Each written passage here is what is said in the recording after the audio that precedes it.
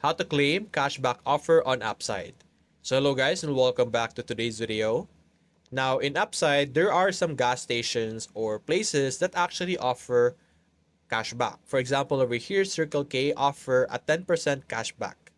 So what you're going to do is you're going to simply open the specific gas station and of course check out if those gas station offers cashback.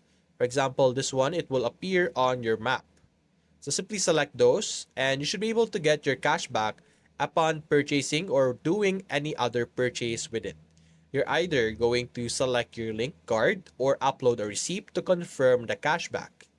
There are some gas stations that does not offer or does not often allow you to get cashback easily. It requires specific payment methods. So as an example over here, we could check out one of our gas station here on what they want. As you can see, you will be able to see at the bottom part where it will mention what it is valid for. For example, only valid for credit, debit, or Apple Pay purchases. Cash and EBT are not eligible. So there are some cashback requirements such as those, so ensure and check them out.